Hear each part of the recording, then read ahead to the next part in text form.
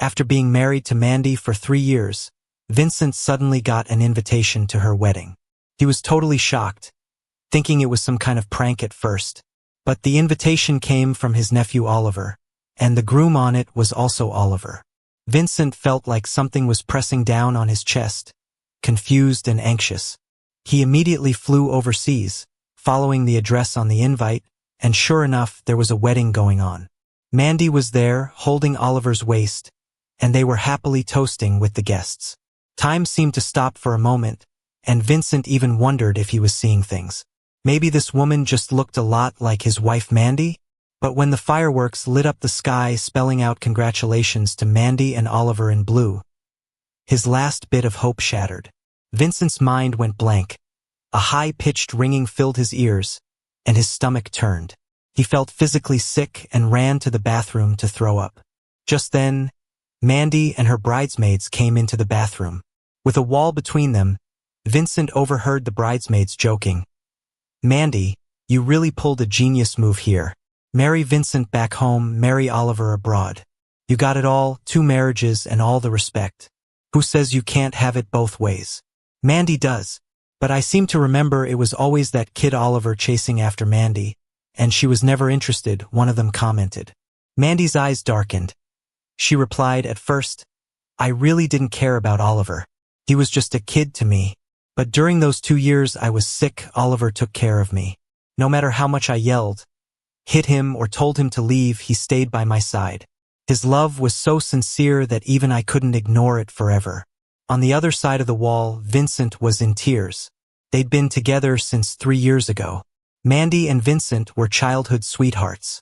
She'd always been possessive of Vincent, even beating up girls who got too close to him at school. But she was always gentle with Vincent. On Vincent's 18th birthday, she lit thousands of river lanterns to confess her love. "Vincent, be my boyfriend. No is not an option. If you say no, I'll drag you home myself." On his 22nd birthday, she sent thousands of sky lanterns into the night, each one bearing a handwritten wish. "Vincent, let's get married." Her proposals were never really proposals. They were statements, non-negotiable. Vincent had been under her protection his whole life and never thought to refuse. He loved her boldness and gentleness. But soon after their wedding, Mandy was in a terrible car accident orchestrated by someone with a grudge. It left her legs paralyzed. The once unstoppable woman became frail and weak. Mandy couldn't handle the drastic change. She grew irritable, even suicidal, tormenting herself until she was unrecognizable in just a few months. "Vincent, I'm a wreck now," Mandy told him. "I don't deserve to be with you, but I can't stand the thought of you with someone else. It'd drive me crazy. A divorce I've signed, Vincent. But as long as I'm alive, I can't let you go. You'd be free if I were dead." Vincent wouldn't hear of it. He loved Mandy, illness or not. But at her wit's end, Mandy just wanted to die. Nothing Vincent said or did could change her mind.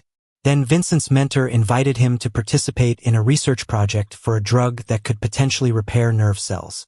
Mandy's health issues stemmed from damaged nerves, so Vincent hoped the drug could get her walking again. Seeing this as a sliver of hope, Vincent accepted the offer. The research group was located overseas. Mandy couldn't take the thought of Vincent being far away, so she had a heart-shaped necklace made of pure gold. It had a tiny camera inside. "Vincent, I'm sick," Mandy told him, "but I have to keep control. If I can't see you, I'll lose it. You're everything to me." Vincent understood her need for control, so he wore the necklace and went abroad. 2 years later, Vincent returned home with the new drug. It worked wonders, and after some rehab, Mandy got her health back. Vincent cried tears of joy, thinking he had saved his marriage, that the Mandy he knew had returned to him. But he never imagined that, in those 2 years away, his own nephew would step in and take everything that was his. Vincent felt like a fool, oblivious to it all, even inviting Oliver to stay at their home often.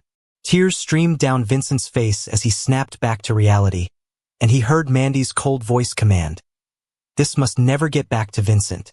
Keep your mouth shut. If anyone spills, they'll have me to answer to."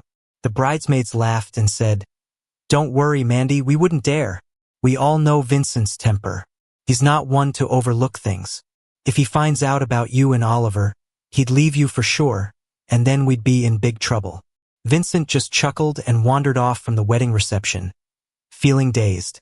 He flew home in a fog, caught between dreams and reality, everything seeming surreal. Once he got home, Vincent took out a divorce agreement from the safe. Mandy had signed it herself when she was ill, though Vincent hadn't added his signature back then. Now, he signed his name without hesitation. Mandy, I never thought we'd be defeated by something other than your illness. Just 2 years of being apart. You said Oliver never left your side. But what about me? What about all those days and nights I spent in the desert, under your watch, extracting drugs and doing research for you? If you can't be loyal, then I don't want you. After signing the divorce papers, Vincent called his mentor. Professor, I've changed my mind, Vincent said. I'm willing to rejoin the research group and go to the Atlantic to develop new drugs. Really? That's fantastic. His mentor was thrilled. The research team leaves for the Atlantic in 10 days. The military will pick you up. But I have to warn you, this drug development is a confidential national project. Once you join, it'll be like you vanish from the world. Is your wife okay with that? She's so controlling. Vincent grimly chuckled. It doesn't matter. She's got a new husband now. I won't be her caged bird anymore. I used to want her to control me because I loved her, but now that love is gone. She tore it apart herself. After hanging up, Vincent numbly began packing. But he hadn't finished before Mandy came home. Vincent, why did you take out the suitcase? Going somewhere far? Mandy frowned. Where are you going? Why didn't you report to me first? I've been gone for just a week on a business trip, and you already plan to leave without telling me? Vincent lowered his eyes. Do I not even have the right to go out? Of course not, Mandy softened her tone. I'm just worried about your safety. I've made a lot of enemies since I took over, for being ruthless. If you want to travel, I can go with you. Vincent, you're everything to me. I can't stand having you out of my sight. Vincent didn't say a word, but he thought to himself, too bad. Because in 10 days I'll be gone from your world for good. I just got back from a business trip, so you're not going anywhere. Mandy took his suitcase, then kissed him softly. I have a surprise for you in the rose garden. Every time Mandy came back from a trip, she'd bring Vincent gifts. She'd hide them around the house, watching him with fond eyes as he hunted for them. A game they used to love. Vincent used to eagerly await her return. But now there's someone else in the rose garden. Uncle. Oliver rushed over, grabbing Vincent's arm. Aunt told me to come. She said she got me a gift too while she was on her trip, hidden in the rose garden. Come on, Uncle, let's go treasure hunting together, Oliver said excitedly. Let's see what Aunt got us. What used to be a game for just Vincent and Mandy now included Oliver, and Vincent's face showed his discomfort. Noticing this, Mandy gently coaxed, Vincent, don't be so petty. I missed Oliver's birthday yesterday, so I thought of getting him something today. Oliver just turned 18 yesterday, and Mandy couldn't wait to plan a treasure hunt for him. Vincent felt a wave of sadness. What once was a beloved game now seemed dull. In the end, Oliver found a pile of gifts, while Vincent only found a watch with a blood-red diamond. You're the best at finding things. Mandy's eyes held an unending tenderness for Vincent. Even though it's just one, it's the most precious. Jealousy flashed in Oliver's eyes. He pouted and whispered, Aunt, I want it too. I can give all my gifts to Uncle. Would you let me have that one? Vincent said nothing, quietly looking at Mandy. 3 years of marriage, he wanted to know his worth in her heart compared to Oliver. Mandy looked troubled, but after a moment she handed the watch to Oliver. Vincent, we're celebrating Oliver's birthday today. Let him have it. If you like, I'll buy you a prettier one another day. Feeling his heart sink, Vincent couldn't stay calm. He shrugged Mandy off and walked away. I only want something unique. If you've given it to someone else, then I don't want it. Mandy, you're the same. You should belong solely to me. If you also belong to someone else, then I don't want you. That night, Vincent received a new gift from Mandy. But he was already done. Without looking, he tossed the gift into the pool. Unexpectedly, as the gift sank, Oliver dove in after it. He looked like he wanted to fish it out, But the pool water was clear, and the gift was big and obvious. If he really wanted to, he could have fished it out in a few minutes. Yet Oliver stayed in the pool for almost half an hour. It was only when Mandy came downstairs that he finally got out, dripping wet. "Uncle, please don't be mad. Okay?" Oliver said, holding the gift he just retrieved, looking appeasingly at Vincent. "The gift Aunt gave me yesterday, I don't want it anymore. Both are for you, just stop being mad at Aunt." Oliver was soaked to the bone. Mandy's face turned terrifyingly serious as she dashed downstairs, quickly grabbing a blanket from the couch and wrapping it around Oliver. "Are you crazy? Jumping into the pool while you're sick?" Mandy scolded, her face grim. "You've always been afraid of cold water. Can't be in cold water." Oliver looked pale, his face weak as he collapsed into Mandy's arms, then choked up. "Aunt, don't scold me. I just didn't want Uncle to fight with you. I don't like seeing you frown. I want you to be happy." Mandy's dark eyes instantly filled with distress. Her gaze towards Vincent also carried a hint of reproach. "Vincent, enough with the jealousy. Oliver is just a kid. Stop competing with him." With that, Mandy took Oliver straight to the hospital, leaving Vincent standing there, his body shaking uncontrollably. She kept saying Oliver was just a kid, but she knew his situation well, and that he was afraid of the cold. Vincent suddenly remembered how Mandy always knew his habits accurately in the past. Now she only cared about Oliver. In his agony, that kind of care wasn't there anymore. Mandy's arms now held someone else. His love for her was never unique.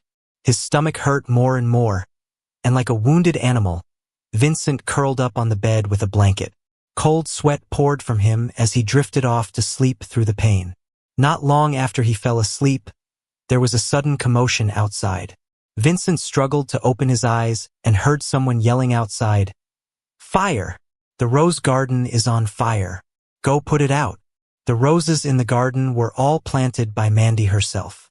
Hundreds of acres, tens of thousands of roses. Each one was a love letter from Mandy to Vincent. "Vincent, roses represent love, but store-bought ones are too cheap. They can't represent my love for you," Mandy had said. "So, I built this rose garden for you. Every day I'll give you roses I grew."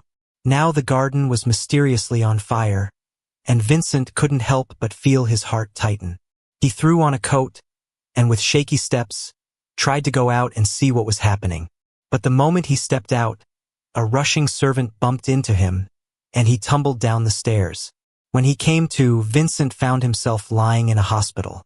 Mandy was by his bedside, her dark eyes bloodshot, her expression a bit scary. "Vincent, you're awake?" Mandy's expression eased slightly once she saw Vincent was awake. She grabbed his hand, her face full of worry. "You fell down the stairs and hit your head. How do you feel now? Are you dizzy?" Vincent shook his head and softly said, "I remember the rose garden was on fire." Mandy's face turned grim again. She hugged Vincent and kissed him gently. "It's okay. If it's burned, it's burned. If you want, I'll build you another. Vincent, if anything ever happened to you, I'd die with you." She was saying these while holding Vincent's hand tenderly. Just then, there was a sound of a cup dropping at the door. Oliver stood outside with red-rimmed eyes, a broken cup at his feet, looking deeply wronged. He had heard everything Mandy just said. Mandy's face turned pale instantly. But before she could explain, Oliver covered his face and ran off crying.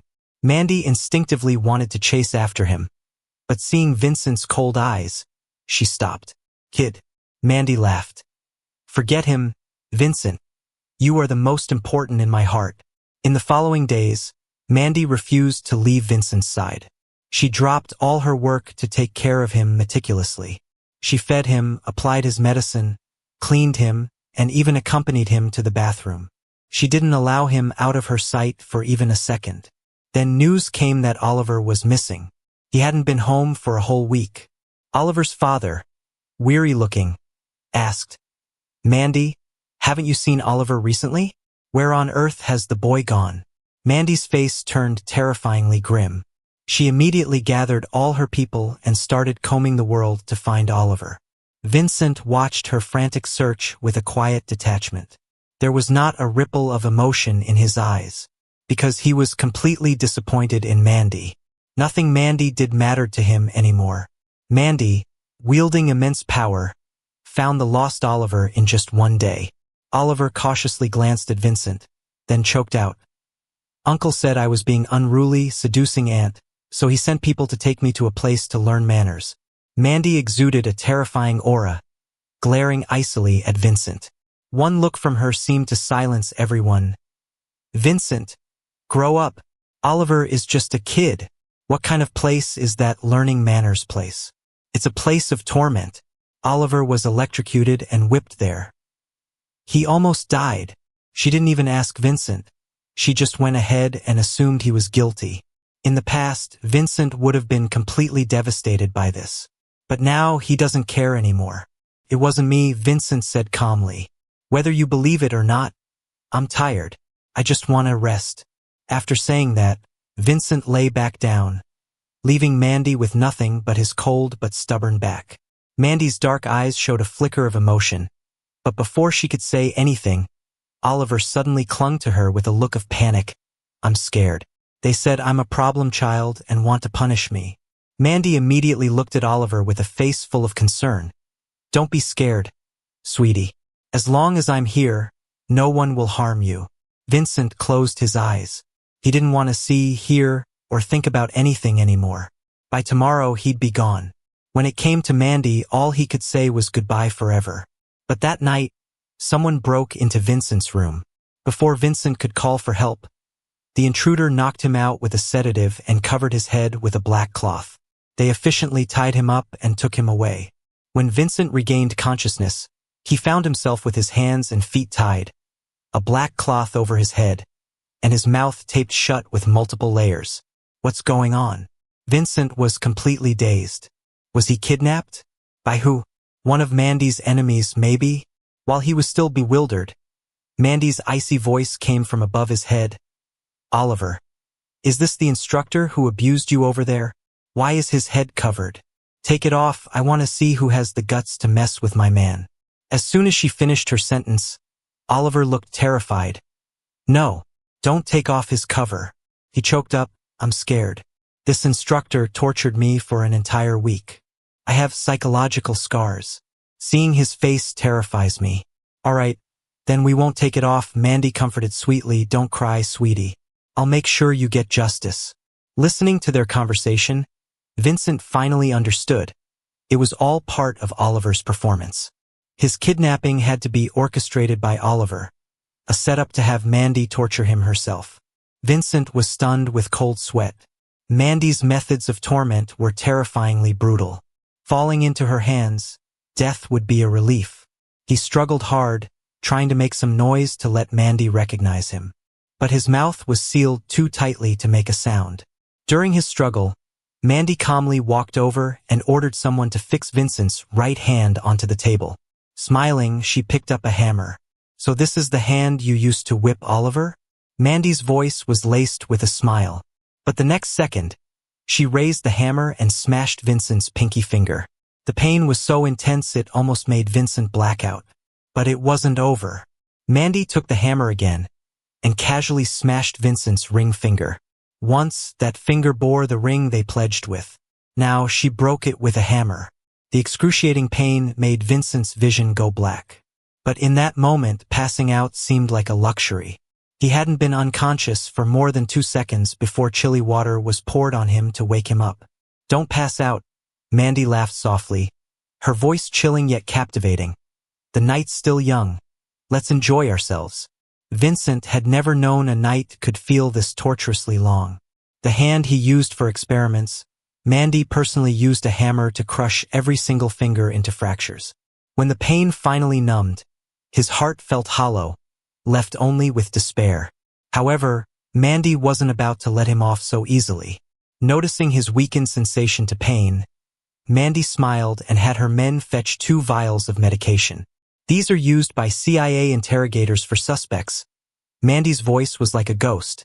They amplify pain 100-fold and ensure you stay conscious regardless of the pain. After speaking, she injected both doses into Vincent's body. Immediately, His sense of physical pain was amplified hundreds of times over, overwhelming him. Vincent was tortured to the brink of madness. Desperately, he struggled with all his remaining strength. But he was too weak from the torture. The struggle was futile. Mandy's men pinned him down, forcibly tearing his clothes and prying his legs apart. Vincent had cried until he almost ran dry, yet he couldn't make a sound. Other than Vincent and Oliver, "I don't touch men's lower bodies." Mandy said coldly, "You'll handle the surgery." That said, she handed a knife and thread to her assistant. Oliver pretended to protest, "Maybe we should stop. I heard this instructor is Uncle's friend. He'd be really mad if he found out how cruel you're treating his friend." "Vincent doesn't need friends." Mandy coldly replied, "He only needs me." The surgery began. Red-hot steel needles seared by flame pierced through Vincent's flesh. Even though Vincent was weak to the point of immobility, the pain was intensely clear. He couldn't scream or call for help, breaking down repeatedly in despair. 28 stitches. 28 full stitches. Not even in the lowest pits of hell would you suffer like this. Yet Vincent's suffering wasn't from hell. It came from the person he loved most in the world. After being tortured the whole night, the next morning Vincent was discarded on the street like a rag doll. The ropes around his wrists were finally untied, and he struggled to get up, shakily removing his blindfold. Just then, his mentor called, asking him to send his location. The state would dispatch special forces to pick him up and bring him to the ship. All the fingers on Vincent's right hand were shattered, leaving them immobile. With difficulty, he used his left hand to send his location to the mentor. Soon, an off-road vehicle pulled up, and a few special forces soldiers jumped out. Seeing Vincent's condition, even the seasoned soldiers were taken aback. "Vincent, what happened? How did you get hurt like this?" Vincent shook his head, not wanting to explain further. "Just get me to the base. When I reach the base, I want you to erase all my information. I'm dedicating the rest of my life to research. I'm not coming back. Ever." The soldiers helped Vincent into the vehicle. As soon as he got in, he received a text from Mandy. "Vincent, please don't be mad. If you suspect there's something between Oliver and me, I'll send him abroad tomorrow and never see him again. You mean more to me than anything. I love you more than anything." Looking at the text, Vincent's hands began to tremble. He suddenly remembered the last time he left with the research group. Mandy had kissed the golden heart-shaped necklace with a mini camera on his neck and said with an obsessive, unhealthy tone, "Vincent, you're mine. Don't even think about running. You can't escape my grasp." Back then, Vincent had willingly worn that necklace, choosing to be under her control, choosing to be hers. But now, he took off the necklace and asked the soldiers to send it back to Mandy. Without the necklace, he felt a sense of relief, the breeze coming through the car window gently brushing against his face. He closed his eyes, savoring the newfound freedom. "Mandy, I could always fly away. It was never your grasp that held me back. My love for you was the chain. But now, I don't love you anymore. You'll never find me again." After getting back at Oliver, Mandy wanted to rush home to care for Vincent. His recent aloofness had left her uneasy, making her feel like she was losing her grip on him. This feeling nearly drove Mandy crazy, given her almost pathological possessiveness and control over Vincent. She wouldn't allow him to slip out of her control.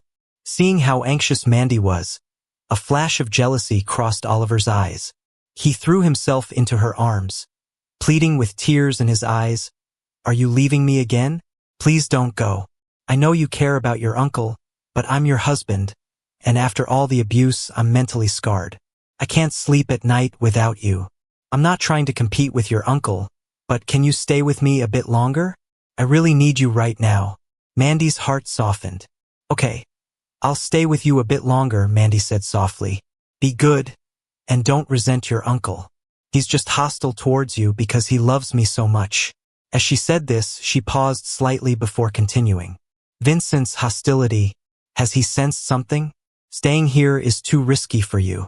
I'll arrange for you to go abroad soon. Avoid meeting Vincent. It'll be better for you both."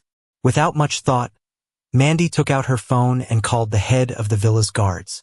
The call quickly connected, and Mandy, with a dark expression and an intimidating aura, demanded, "Why are all the guards gone? You better have a good explanation, or you'll pay the price." "Mandy, weren't you the one who gave us the month off?" The guard's head replied, bewildered. "I never sent you guys on leave." Mandy was furious. "A week ago," he answered respectfully. "You sent a message saying you were going on vacation with Mr. to give us and the house staff a month's leave." As he spoke, he sent Mandy a screenshot of the message she supposedly sent. When Mandy saw the screenshot, she was stunned. She never gave any leave. The message wasn't from her. The message wasn't from me. Mandy raged. "A big decision like this, and you didn't call to confirm with me?" "I did," the head replied, feeling wronged. "I called you, but you weren't available." Oliver answered and confirmed it several times, telling us to leave that night. It was all part of Oliver's scheme. The guards had secured the villa tightly. Without dealing with them, the kidnappers he hired couldn't abduct Vincent. So, he secretly used Mandy's phone to send a fake leave message to the head of the guards to dismiss them. Then he arranged for people to infiltrate the villa to kidnap Vincent.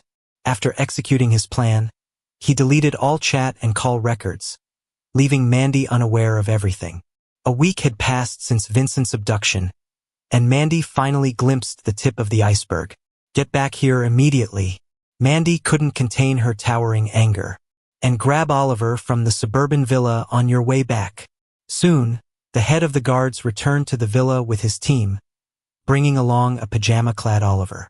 Mandy's face looked terrifying, and the tense atmosphere filled the entire villa. She glared at Oliver, her eyes as sharp as knives. "Explain. Why did you take my phone and secretly text Sam to have all the guards leave?" "Auntie, what are you talking about? I have no idea what you mean." Oliver feigned innocence. "I didn't text him or ask him to take the guards away." "Don't pretend with me. Do you know that Vincent is missing? He's been kidnapped." As the guards brought Oliver in, Mandy checked the house's surveillance footage. The footage captured the whole kidnapping of Vincent. Watching Vincent being taken away was so heartbreaking for Mandy that she could hardly breathe. She wished she could go back in time to save the love of her life. But she couldn't go back. All she could do was watch Vincent being kidnapped on the screen, helpless. In a furious outburst, Mandy grabbed Oliver by the throat, her eyes bloodshot. "Speak. Did you conspire with my enemies to plan all this? Who's your accomplice? Who kidnapped Vincent?" Tears streaming, Oliver protested. "I didn't. I really didn't. Vincent is your love. How could I team up with outsiders to kidnap my own uncle? You have to believe me. I didn't touch your phone, and I never received a call from Sam. He's framing me. He's the traitor, working with outsiders to kidnap Uncle." That was plausible since Sam's actions were already suspicious. He did order all the guards to leave. Mandy released Oliver, her face flickering with uncertainty, teetering on the edge of explosion. At that tense moment, the doorbell rang. A soldier entered, carrying 2 folders. "Is Ms. Mandy here?" The soldier asked. "I have 2 classified documents that must be personally signed for by you." Given that Mandy's family had considerable influence and connections with the military, she forced down her anger and went to sign the documents with a stern look. After signing, she opened the folders and froze. One folder contained the golden heart-shaped pendant she had given Vincent, and the other contained a divorce certificate. Vincent had personally handed in the signed divorce agreement to the registry office half a month ago, and now the divorce certificate was processed. Since Vincent was performing a national secret mission, the military collected his certificate directly once it was ready. Vincent kept his copy of the divorce certificate and asked the military to deliver Mandy's. "Just make sure she gets it," Vincent instructed. "Don't mention anything about me. I don't want to see her or have any connection with her anymore." When Vincent entered the base, all information about him was erased from the outside world. The divorce certificate meant nothing now. But Vincent wanted a complete break from Mandy. He didn't want to see her again or even be her husband in name. So he officially decided to have the military send Mandy the divorce certificate. Their marriage ended, and they were entirely done with each other. Seeing the divorce certificate, Mandy couldn't believe her eyes. She grabbed the delivering soldier and furiously asked, "What's with this divorce certificate? When did Vincent and I get divorced? Who gave this to you? Where is Vincent now? How can you process this without our consent? We're not divorced. We'll never be divorced. Only death can separate Vincent and me, not divorce." But no matter how much Mandy yelled, the soldier repeated the same line. "I'm sorry. I'm only here to deliver the documents. I don't know anything else." Mandy couldn't get any answers, so she resorted to smashing things in fury. After nearly trashing the entire living room, she finally calmed down and looked at the second document the soldier brought. It contained the golden heart-shaped necklace she had given Vincent. Inside the necklace, she had hidden a pinhole camera. This pinhole camera was her eyes, allowing her to keep Vincent under constant watch. Perhaps the camera held the answers to everything. "Someone, bring me a projector," Mandy commanded harshly. She was determined to see what the camera had captured and understand how Vincent disappeared and where the divorce certificate came from. Quickly, the guards brought over a projector, and Mandy ordered them to display the footage from the camera on it. As the footage started playing, Mandy saw Vincent being kidnapped that night. Her heart tightened. Although she had already seen it once on the home surveillance, the sight still made her furious. She wished she could enter the screen and tear apart the lowlifes who kidnapped Vincent. But soon, things on the screen took an unexpected turn. Mandy watched as the kidnappers covered Vincent's head with a black hood and brought him before her. At this moment, Mandy finally saw the kidnappers' faces clearly. They were Oliver's bodyguards. Just what had he done? In that moment, Mandy felt her entire world collapse, unable to imagine the despair Vincent must have felt that night. In the middle of a meltdown, Sam, standing nearby, cryptically comforted her. "Mandy, don't blame yourself too much. You were misled by a villain, which is why you tormented the young master. It's not your fault." While saying misled by a villain, Sam gave Oliver a pointed glance. Oliver had accused her of being a traitor, so naturally, she wanted to get back at him. Her words successfully snapped Mandy out of her misery, and with reddened eyes, she glared daggers at Oliver. With just one look, Oliver got so scared he dropped to his knees. "It wasn't me. I don't know anything," Oliver pleaded, trying to play dumb as tears ran down his face. "I was framed. Someone must have paid off my bodyguards and got them to do this." But this time, no matter what he said, Mandy wouldn't buy it. Mandy's expression turned cold as she slowly approached Oliver, wielding the iron rod Sam just handed to her. "Bastard! I treated you so well, and this is how you repay me?" Without a hint of mercy, Mandy swung the iron rod down on Oliver. "Vincent is everything to me. I've never let anyone as much as lay a finger on him. Yet you had the audacity to use such a vile plan to have me hurt Vincent myself. I would rather break 5 of my own fingers than let Vincent get injured." As Mandy angrily cursed, she kept swinging the rod brutally at Oliver, leaving him bloodied in no time. Yet, she wasn't satisfied and ordered her men to pin Oliver's hands down to the table, hysterically shouting, "Someone bring a hammer." Oliver's face turned as white as a sheet, as he desperately begged, "No, Auntie, I know I was wrong. Please spare me. I won't do it again." But in response, Mandy just let out a cold, savage laugh. "Anyone who's ever hurt Vincent, I'll repay them 100-fold. Oliver, brace yourself. Tonight is going to be long." All night, Oliver's screams echoed around the villa. True to her word, Mandy made sure anyone who hurt Vincent paid dearly, and her treatment of Oliver was ruthless and inhumane. Oliver's betrayal had resulted in Vincent's fingers being shattered, so she smashed all 10 of Oliver's fingers and toes, making him a complete wreck. She didn't stop there. She yanked out every tooth from his mouth and then sewed his lying mouth shut with a steel needle. Vincent's pain from that night, she returned tenfold to Oliver. By the end, Oliver was so tortured, he couldn't even cry out in pain. With a cold glance, Mandy ordered in a chilling tone, "Lock him in the dungeon, and keep a close watch. Don't let him die. Once I find Vincent, I'll deal with him slowly." "Yes, ma'am."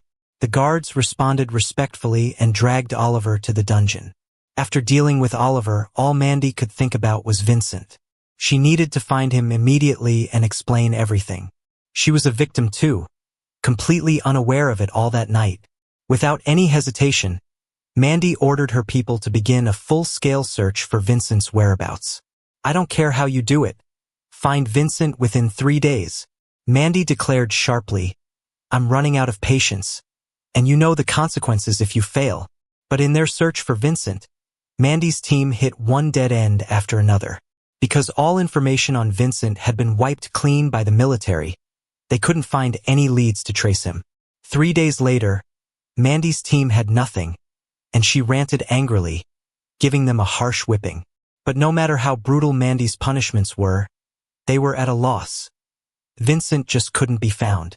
Stumped, Mandy suddenly recalled that the person who delivered the documents that day was a Special Forces soldier. How did Vincent get involved with Special Forces? Vincent was just from a regular wealthy family, with no ties to the military. So why would a Special Forces soldier deliver documents for Vincent? Driven by suspicion, Mandy launched an investigation. Her family did have some connections within the military. Military information is the hardest to obtain. Fortunately, Mandy's power and influence were substantial. Though it took some effort, Mandy eventually discovered that Vincent had joined a top-secret state-sanctioned research project, with the research base located in the Atlantic Ocean. Without a moment's hesitation, Mandy flew to the Atlantic. The research project Vincent was part of involved national secrets, so getting into the base wasn't something just anyone could do. However, they owned a pharmaceutical company that collaborated with the military. Plus, Mandy had relatives in the military, so after pulling some strings, she entered the Atlantic Ocean Pharmaceutical Research Base as an advisor. Meanwhile, Vincent was leading a research team, extracting medication from a freshly caught octopus. The drug they were developing was linked to marine life, which is why the base was in the Atlantic. An octopus has incredible regenerative abilities. Its limbs can grow back endlessly after being severed, Vincent explained. Our task is to extract this regenerative factor from the octopus tentacles and develop it into a drug. Once successful, it would mark a revolutionary leap in the field of medicine. Vincent used to be a key player in tech. He knew high-end medical equipment like the back of his hand. Plus, he was great at using it to extract drug compounds. But before heading to the base, Mandy smashed his fingers with a hammer. All 5 fingers on his right hand were crushed. When Vincent got to the base, the military got the top doctors to operate on him right away. But with such bad breaks, his right hand was permanently damaged. He couldn't handle equipment anymore. So, he switched to focusing on theoretical research and also started teaching other team members how to work the equipment. Mandy showed up when Vincent was in the lab. He was guiding a grad student on extracting drug compounds. "Vincent, I finally found you." Mandy ran over and hugged him, thrilled. "You have no idea how crazy I've been going without you." Vincent froze up. It was beyond him that Mandy was there in a secret military base on the Atlantic. This place didn't even show up on satellite maps. And he was part of a top-secret project. How the heck did Mandy find him? He had decided long ago to never see Mandy again. But here she was. Vincent was conflicted big time. He pushed Mandy away, not wanting any contact. "Mandy, we're divorced. Keep your distance." Seeing Vincent's cold eyes, Mandy's heart hurt.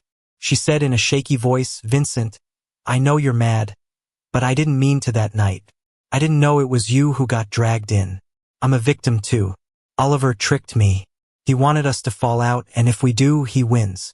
Vincent just gave a sad smile. "Hasn't Oliver already won? He got you, and you two even got married abroad." Mandy froze. Shocked, she said, You know? "Yeah, I crashed your wedding," Vincent smirked. "I didn't bring cash, so no gift from me." Mandy could barely breathe for a moment. She opened her mouth. "Vincent, let me explain. It's not what you think. I had my reasons." Vincent had no interest in hearing excuses now. He cut her off. "Reasons? Please, Mandy, don't try to fool me with that nonsense. You left when I was disabled for 2 years. But why? To find a cure. I braved the desert, facing quicksand and storms with the team, risking everything because I wanted to heal you. I hoped so hard that we'd succeed. And you? While I was risking life for you, you shacked up with my nephew. You've been with Oliver behind my back for 3 years, even got married abroad using work trips as a cover. Mandy, which of these actions can be justified as having reasons? You couldn't keep yourself in check. Vincent's words cut deep, stabbing at Mandy's heart. Mandy was in so much pain. She could hardly breathe, but she tried to explain, "No, Vincent, I love you. I never wanted to hurt you. Getting with Oliver was a mistake. You were gone, I was bedridden, miserable. I couldn't deal with it all and turned to booze. Without you, I drank every day. With Oliver, I wasn't in my right mind. I was drunk, thought he was you. Vincent, please believe me. I never loved Oliver. He's just a kid to me. I cussed him out, told him to leave. But he didn't, he took advantage of the situation. I swear it was all a mix-up. I loved you, no one else. Oliver just reminded me of you when I was drunk because I missed you so much. You're my only love. Oliver can't even compare." Despite Mandy's heartfelt words, Vincent remained cold and unmoved. He looked Mandy in the eyes. "Stop acting like a victim. Maybe you can pretend the first time was a mistake, but what about the second, third, and countless other times? 3 years. Over 1,000 days. Any single moment you could have ended it and saved us. But you didn't. You kept it up and even married Oliver abroad. How can you come here and ask for forgiveness?"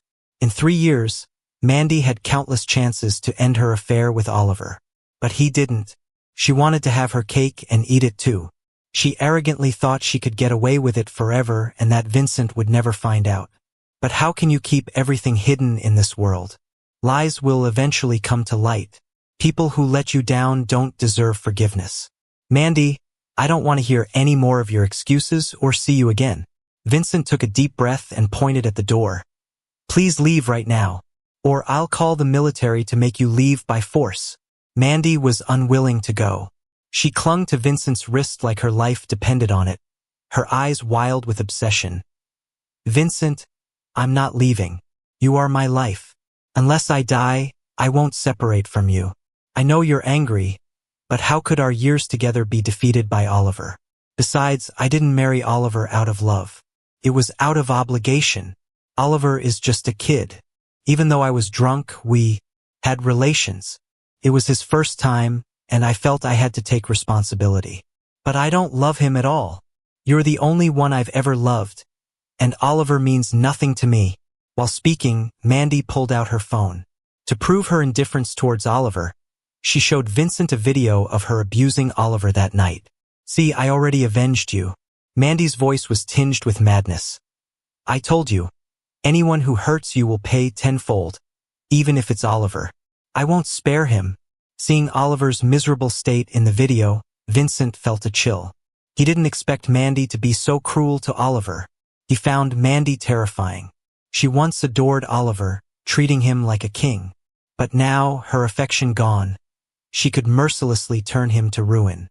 While Oliver brought it upon himself, Vincent felt no sympathy for him. But Mandy's rapid change was shocking. A crazy woman like her could do anything. "I was wrong before. I'm sorry," Mandy pleaded, clutching Vincent's hand.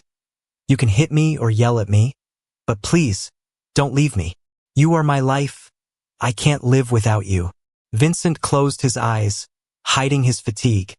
"It's too late. There's no turning back for us. After that torturous night, I feel nothing but hatred and fear for you." With those words, Vincent was exhausted. He couldn't continue this. So he pressed the alarm button, summoning special forces stationed at the base.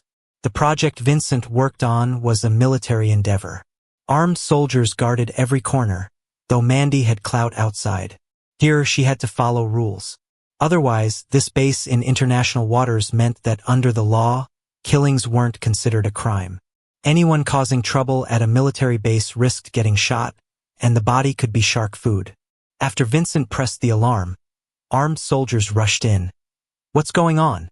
"I suspect there's an enemy spy at the base," Vincent said coldly, glancing at Mandy with disdain. "She isn't an advisor. I don't know her real identity, but I'm certain she knows nothing about high-end drug research. I suspect she's an enemy spy. You should take her for questioning." Mandy's advisor identity was a facade. Only top military knew her true role. The soldiers had no clue who she was. So Vincent's claim raised their guard. The soldiers aimed their guns at Mandy. Hands up, don't move. Mandy was shocked Vincent would accuse her of espionage to get rid of her. She had indeed hidden her identity. Being taken would expose her. Vincent, do you hate me that much? Mandy looked at him sadly. You'd accuse me of being a spy just to avoid me? Vincent looked away, not wanting another glance at Mandy. I don't know you. Don't pretend we're connected. His coldness hurt Mandy deeply. She forced a bitter smile. You're cruel, but I love you despite it. I won't let you go. Even if you hate me, I want you in my life. As she spoke, she undid her coat, revealing explosives strapped to her body. Instantly, the entire base went on high alert. Researchers scattered, and soldiers donned armor and shields, bracing at the front. I don't care about your motives. Put down the weapon and surrender now. The base chief demanded sternly. You're surrounded and can't escape. Mandy laughed in response. Maybe not. This is indoors. Your snipers can't get a shot. From where I stand, I see your soldiers. If anyone makes a move on me, I'll hit the detonator. We'll all go down together. Hearing this, the chief went pale.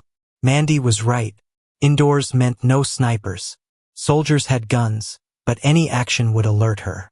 Even armed, they couldn't risk making any moves. No one could guarantee they'd stop her in time. Let's talk about your terms. After a moment of thinking, the base leader looked at Mandy with a grim face and said, I know you're not a spy from an enemy nation. You don't need to sacrifice yourself and drag us to hell with you. Finally, someone gets it. Mandy smirked. Right, I'm not interested in what your base is researching. I just want to take Vincent with me.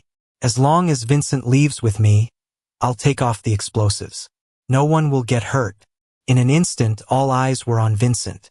Vincent looked a bit upset. He glared at Mandy with fury and said through clenched teeth, Mandy, you're shameless, threatening me with the lives of everyone here. Vincent, I only did this because I love you so much, Mandy said, clutching her heart. For me, if I can't be with you, I'd rather die. Vincent's expression grew even darker.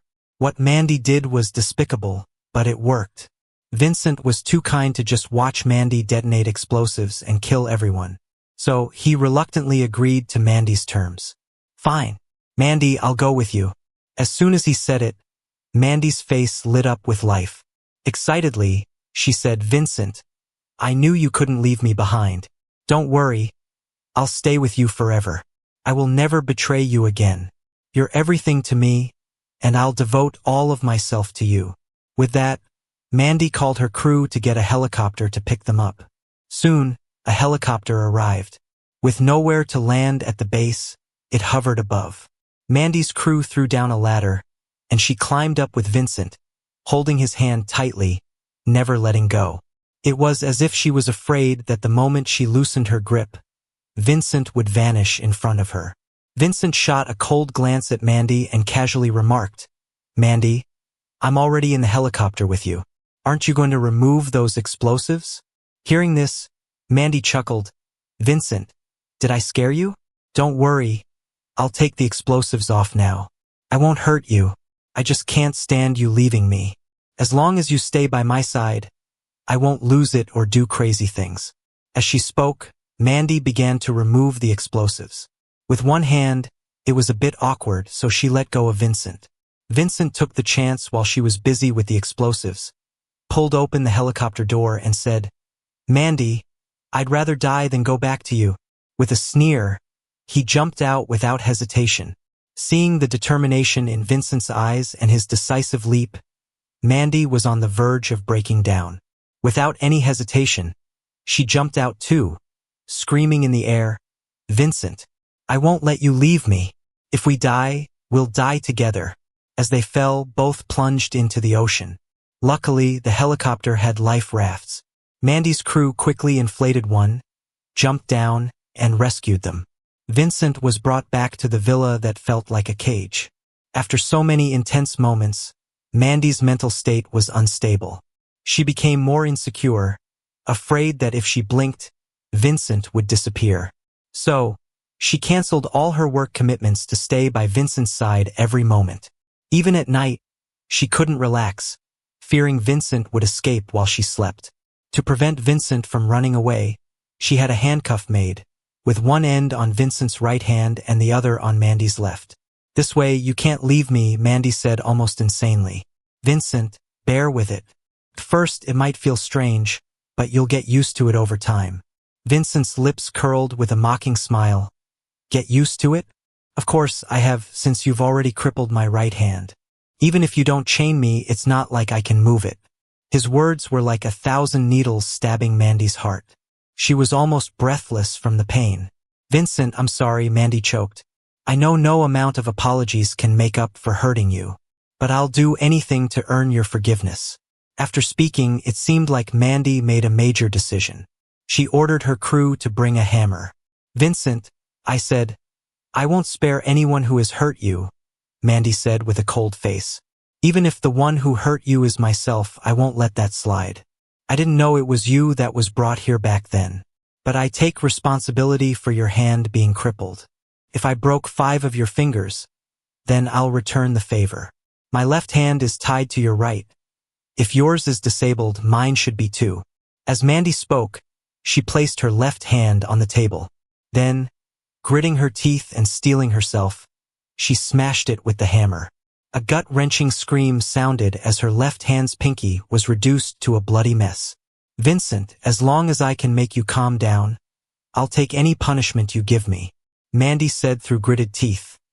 "The pain I once inflicted on you, you can get back at me tenfold." After saying this, Mandy swung the hammer again, hitting harder with the second blow. Sweat covered her forehead from the pain. She gritted her teeth, sweat dripping, and said, "Vincent, we're one. From now on, I'm your right hand, and you're mine. Let's never be apart, okay?" But Vincent didn't even glance at her. No matter how much she tortured herself, he wouldn't forgive her or give her any reaction. At that moment, Mandy felt her heartache was worse than the pain of crushing her fingers. Still, she forced a smile. "It's okay. Vincent, you don't have to forgive me now. I'll spend my life making it up to you." Then Mandy struck a 3rd time with the hammer. Then the 4th, the 5th, and her whole left hand was ruined. Blood covered the table. Seeing this, Vincent finally looked at Mandy. "Mandy, do you think this is enough? Don't forget what else you did that night." Mandy's breath stopped. She didn't need Vincent to remind her. She remembered clearly what else happened that night. She ordered someone to perform surgery on the man she loved most. That night, when Vincent was brought to the lab, his lower body was severely injured. There were doctors stationed at the Atlantic base, but Vincent's injuries were too serious. They didn't dare operate. The base's head had to urgently contact the military to get the best military doctors to help Vincent. The military doctor saw Vincent's mangled lower body and gasped in shock. Even now, more than 3 months later, Vincent's body hadn't healed. How could he ever forgive Mandy? Though Mandy didn't know at the time, she had become his eternal nightmare. Every time he saw her, he'd think of that night. His body couldn't stop trembling. They were beyond reconciliation. Mandy knew she'd hurt Vincent too deeply. Breaking her fingers was nothing. Even breaking every bone in her body wouldn't win his forgiveness. "Vincent, don't be like this. Give me another chance," Mandy pleaded in pain. "If I have to be fair, I should use this hammer and shatter my own lower body. Vincent, how about this? Every night I'll order my men to whip me 99 times with a spiked whip. Before the whipping, I'll inject myself with a drug to amplify my senses.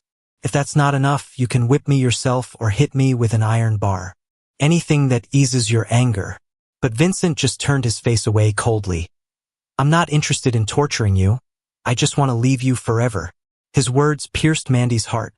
But even through the pain, she still wished to hold Vincent tightly, unwilling to let go. "Vincent, I know you're angry and it's okay. I understand. I'll slowly earn your forgiveness." Mandy smiled, deceiving herself. For the whole month that followed, Mandy followed through. Every night she'd order her men to whip her with a spiked whip, covering her in blood and bruises. Oliver in the basement also took the 99 lashes each day. Afterward, doctors would immediately tend to him, leaving him in a state between life and death. But no matter how much Mandy repented, Vincent remained unmoved. Initially, Vincent would at least speak to Mandy, even if it was just sarcastic remarks. But after the first day, he stopped talking altogether. No matter how much Mandy repented, Vincent kept a cold expression and didn't respond at all. "Vincent, please don't treat me like this. Talk to me, say anything, even if you just curse at me." Mandy was nearing a breakdown. Faced with Mandy's desperate pleas, Vincent coldly replied with 4 words. "Let me leave." "It's not happening, Vincent. Unless I die, I'll never let you go," Mandy said without hesitation.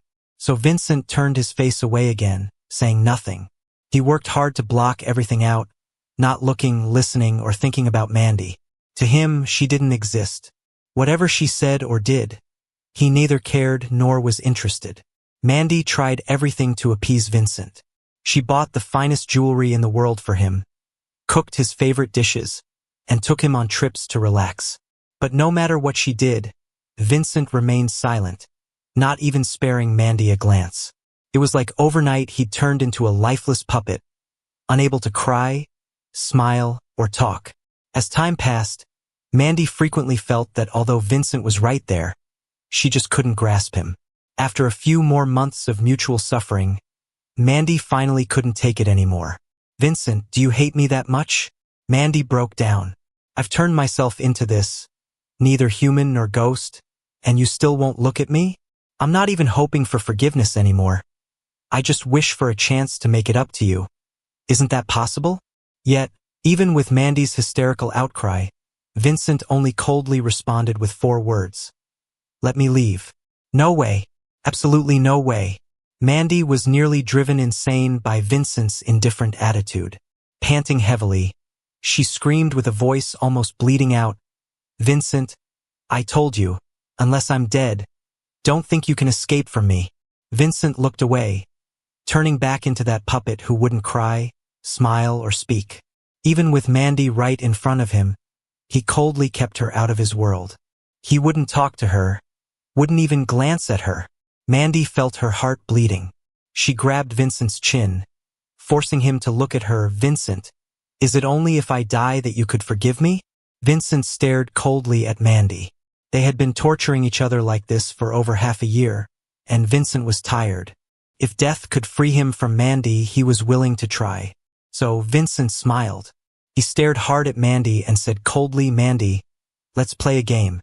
It was the first time in over half a year that Vincent had smiled at Mandy. She was stunned. At that moment, she would do anything for Vincent. Even if he wanted her life, she'd give it. "All right." Mandy eagerly agreed. "Vincent, what game do you want to play?" "Whatever you want, I'll play with you." "Let's gamble with our lives," Vincent said softly.